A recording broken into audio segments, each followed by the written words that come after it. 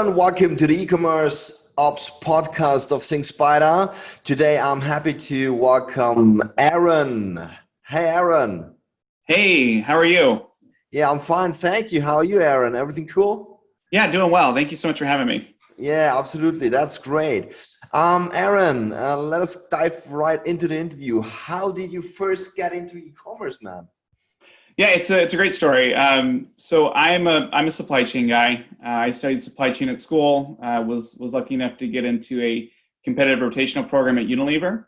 So I was there for about 5 years total, and I got to do pretty much everything you can do at a big company in supply chain. So I worked in planning. I worked in the factory floor as production supervisor. Ran the North American international logistics team, and was able to do quite a few big projects, high visible projects at Unilever.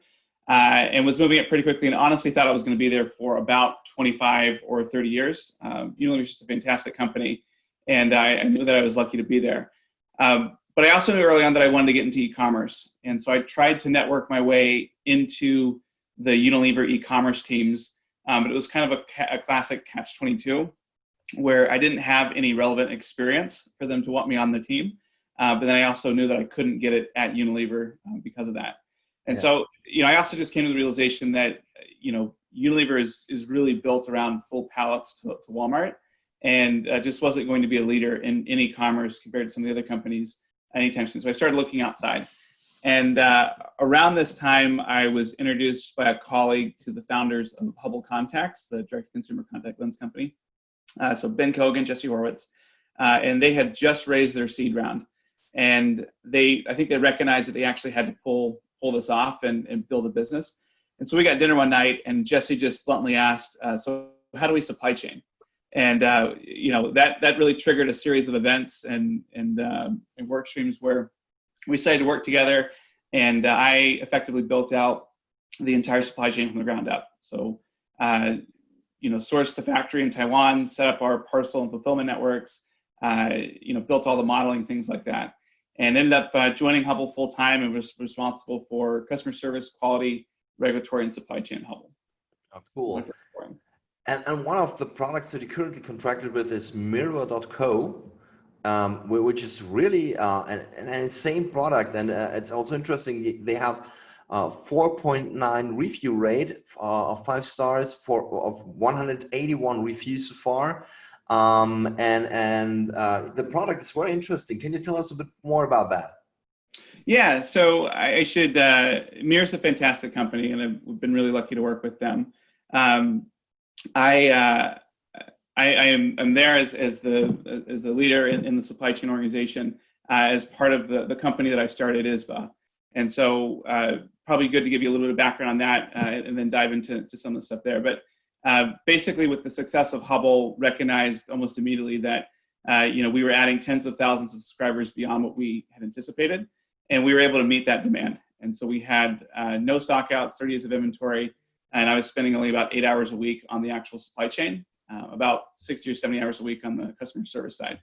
And so that insight, as well as kind of consulting and working with about 7 or 8 other companies, helped me recognize that startups really needed Fortune 500 level expertise, but didn't necessarily need it full time. And so I started this company called Izba, which is an end-to-end supply chain consulting company that brings that Fortune 500 level expertise to companies on a fractional basis.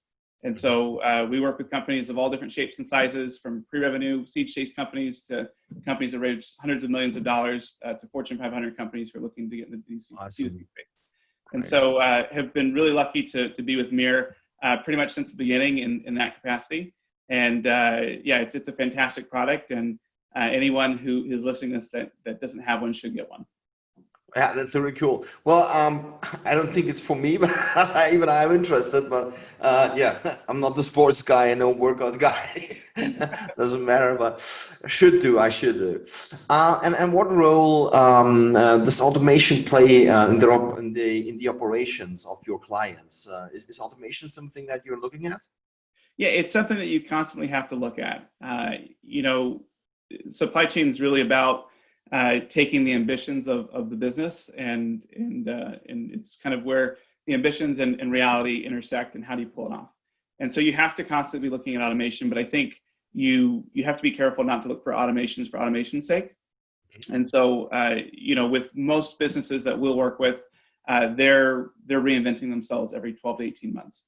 And so I think one of the pitfalls that a lot of companies will run into is they will launch and say, okay, I think we need an ERP, or we think we need a PO system, or we think we need to do all this stuff. And if they don't have their core foundational processes set, they end up automating something that either is incorrect and they're not able to change later on, or they do something where it's kind of junk in, junk out, and it's not very good. So we're very much fans of automation, but we have to make sure it's the right level of automation. Mm-hmm. Okay. And are you noticing any trend of parcel rates or shipping? Or where are they going the next 5 to 10 years? Yeah, that's a great question. I think, over the next 5 to 6 months, there's going to be enormous movement on that front.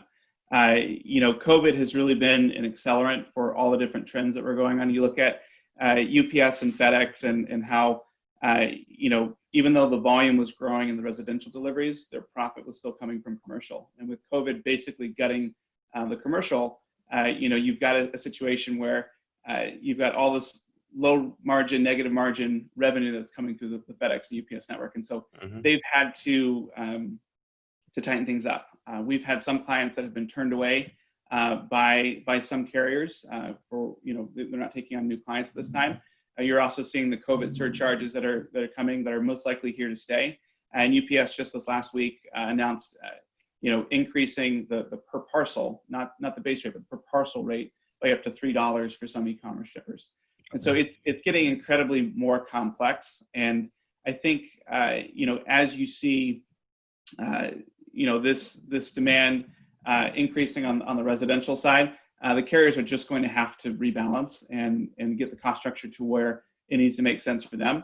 I think you'll also see, some development here in the United States where perhaps parcel lockers or other sorts of delivery mechanisms that are more prevalent in Asia or in Europe will start to make sense here because the densities will be able to work out. And so if we're able to mimic something where a commercial carrier here in the US can essentially have the same cost structure as a business delivery, then we should be able to in a better spot to get those rates come down. But I think, it's going to be incredibly difficult, especially in the next, 5 or 6 months, to not have increases in your parcel rates come through. And so it's just really important that you know what you're looking for, and you don't have to accept a rate increase, right?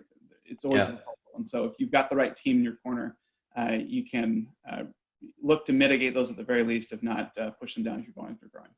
Absolutely, yeah, totally need to agree. And have you seen any e-com businesses adding resiliency into their supply chain amidst during COVID-19? Yeah, absolutely. It's one of those things where I would say that COVID was an accelerant for trends that were already happening. And so you look at just the shift to e-commerce and how online grocery, for example, has ballooned. You look at the shift toward onshoring or nearshoring, away from pure offshoring. A lot of these things that were already happening have only become more important. And I think that there were companies that were on their way out, quite frankly, who have kind of been pushed over the edge because of COVID. And the ones that are left behind are going to be stronger. And so we've got a number of clients that we've worked with where we didn't necessarily see COVID coming, but we saw kind of some of the chinks in the armor for supply chain. And so we spent the last 18 months to 2 years really thinking through their CapEx plan, thinking through where their factories are located, thinking through their ERP and fulfillment network processes.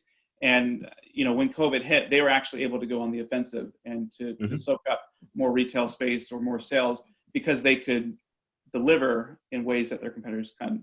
You're also seeing lots of things where people are starting to move some factories back to the United States or to nearshore. And so in an instance where we don't know if borders are going to be sealed or closed, or we don't know if suppliers are going to lock up, you just have to think through these things. And I know in the early days of COVID, it kind of felt like whack-a-mole, where you just look at the headlines and, this country and this supplier is shut down and is sealed for 2 weeks, or this person's no longer deemed essential, or these other factories are out because of labor issues. And so, resiliency is definitely something you're going to have to do. There's a lot of companies that we talk to that are moving from a single fulfillment center to a multiple, a regional strategy in order to mitigate just this. Mm-hmm. Okay, got it. What do you think are the most common mistakes that e-com companies make when they design their operations? Yeah, it's a great question. So I would say that first I'd say two things. The first one is that I would say that 80% of the headaches that a company has or doesn't have come from a result of the way you design your supply chain. Mm-hmm. And I'd say that the single biggest mistake that I see companies make is when they're building a supply chain, they are building everything and gearing toward a launch and not toward a regular business. It's kind of like if you're having a baby, there's a lot of work that happens and there's a lot of milestones for those 9 months before the baby's born. But if all you're doing is focusing on the birth, you kind of miss all the other stuff that comes afterward. And so we find a lot of folks will just focus on a factory that can do a minimum run, and we'll get them going. But they don't look at their forecast and say, hey, our ambitions are to grow by 150% each year. And according to our own internal forecast, we think we're going to outgrow our supplier in 4 or 5 months. That was one of the mistakes that luckily we didn't make at Hubble, where we had a fantastic manufacturer who we sourced ahead of time and thought was great, went to Taiwan to visit them, and just recognized that their capacity was a fraction of what we were going to need if we were halfway successful. And so even though we love that partner and they were willing to do everything that we need to do, we made the right call then to say, we're not going to work with you, and worked with a much bigger firm, which allowed Hubble to grow and expand and be the business it is today. Cool. What do you think? What does the typical founder of a new web store need to consider before he really starts going live and start the real marketing campaigns? What needs to be considered? Well, that's a lot there. I would say that it's never too early to start thinking about your supply chain. Yeah. Of course, you need to do the marketing work up front to figure out what messages resonate, what products you're going to do. But your supply chain is going to impact your cash flow needs in payment terms.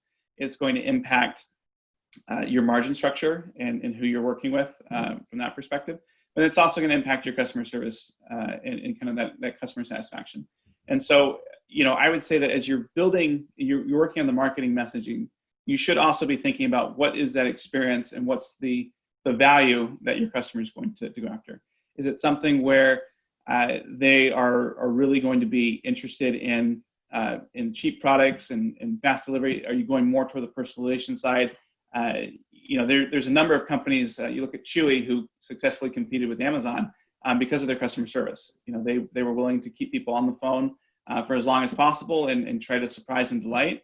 And those are ways that you can distinguish yourself. And so it's not just all about the Facebook ads or all about having lowest price or all about how things look, but it's really a holistic thing. And again, I consider supply chain to be the intersection between marketing ideas and ambition and reality. And so it's really about how are you going to pull off the vision that you have. And if you take that definition, it's never too early to start thinking about supply chain. Okay. And for your clients, what is the most common scenario? Do they have their own shipping centers in-house in the companies, or do they outsource and put the storage somewhere else, let other companies do the shipment, or what is the most common scenarios? Yeah, it's a really great question. So first, I would say that there's no one size fits all for a company, and we take a very bespoke approach to each client. There have been instances where it makes sense to do self-fulfillment, and there have been instances where it makes sense to use a 3PL. I would say that if your fulfillment,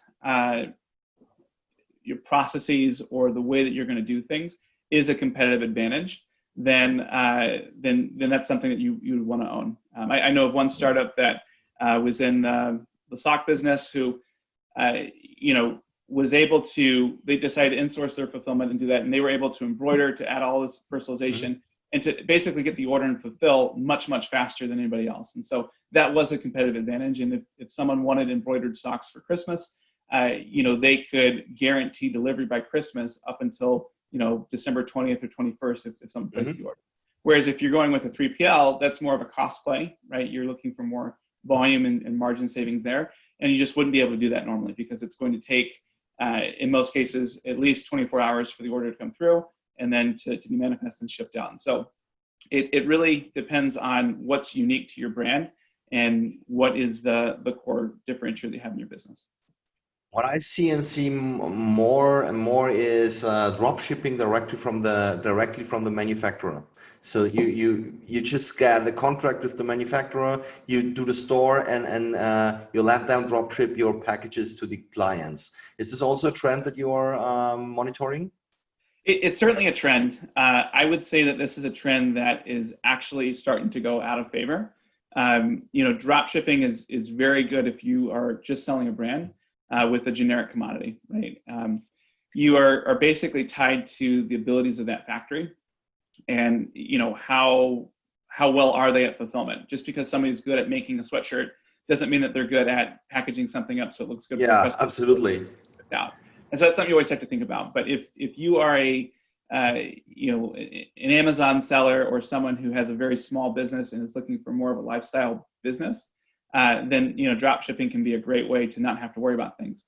There are a number of companies and services out there that we've seen where they're taking this drop shipping convenience factor and moving it more toward an outsourced place. And so you can still have the benefits of a fulfillment center or that higher level customer service, but from, again, that small shop owner, it's essentially a drop ship thing because it's a turnkey relationship. Yeah. And so those are the sorts of things that we see popping up. Absolutely. Yeah, it's the same here. It's just a way that people can really start selling quickly online, don't need to take care about anything about packages itself. But of course, it makes a huge difference if you are packaging yourself, especially if it's a high price product, because you can do so much right within the package. You can add written letter with is this package was packed by Philip especially for you if it's a lifestyle product or something like this. So you can do a lot of things to make the experience when someone opens the package very good, and gives you a good chance to upsell, cross-sell, or get a review. So this is the main benefit, I think, when you package yourself, that you can do so much. You're absolutely right. And I think it goes back to the question you asked a couple minutes ago, where, do people use 3PLs or they self-fulfill? And it really comes down to, what are you trying to do to distinguish yourself as a business? Yeah. And, your fulfillment center is typically, whether you're doing it yourself or using a 3PL, is typically, your last line of defense before it gets to the customer. And so how do you make sure that, things are oriented in the box correctly, or you have some sort of packaging or way to surprise and delight? It's a great point. Yeah, absolutely. Yeah, Aaron, who has taught you the most about e-commerce in your career? Yeah, it's hard to name just one or two, to be honest. So I've been lucky enough to work directly and intimately with about 15 or 16 different startup CEOs, and to be honest, I've learned something from each one. Whether it be about how they're thinking about the business, how they're thinking about what is important, to how they're dealing with problems, and just how they're seeing the market change. And so, again, I've been very lucky in my career to not just have one mentor, but dozens of mentors, and be able to learn from each one. Cool. Yeah, sounds great. Thank you so much for your time. It was really impressive to hear so much about supply chain management. What I really liked is that when you told me 80% of the headaches come from the way you design your supply chain, and that people just think about how to launch and don't think further. So you need to focus also on the forecast to really know already what will happen after the launch, not just plan until the launch. to avoid all those headaches, and that there is no universal strategy for supply chain management. So every business needs the very own strategy, very individual, and really needs to be planned ahead. So this was really very good information for our listeners. Thank you so much. Yeah, I wish you good luck and stay safe. Thank you so much. Stay safe as well. Thank you, Aaron. Bye-bye. Bye.